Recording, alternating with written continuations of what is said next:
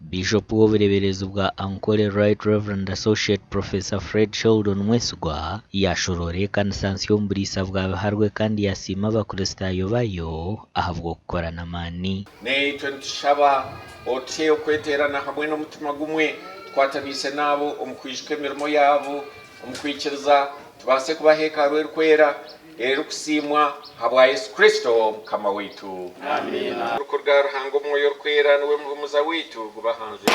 Amina. Uti tendereza Yesu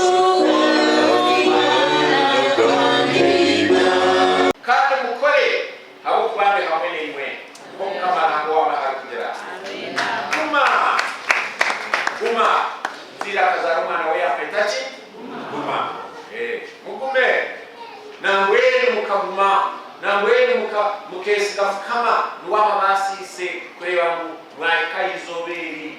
Tatito Bishop kusima hamwe na mama Dr. Alice Mwesigwa nubara atabaza kuija nawe abo buhereza burungi nentunguka omubureberezi bwitu Ekanisa yabatizibwa kandi yahasirwa kugumana bakoramu emigenzo y'ekanisa mu butongore kandi yayitwa St. Paul Kibwera Church of Uganda.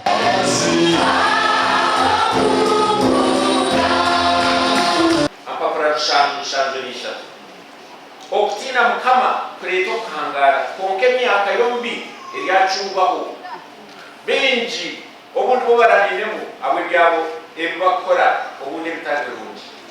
Abamwe batwara amagara y'abagenzi babo, abamwe bayida kubita babahotwa iyo yezo mututwa obo yesigireki.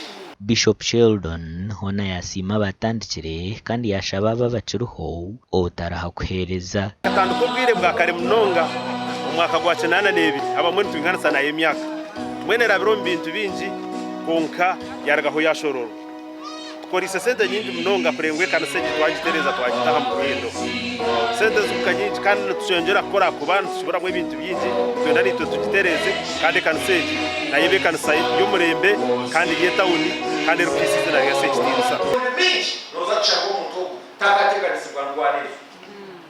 Haleluya. Ico kurebera ko barokorerwa hangoro kukira batariki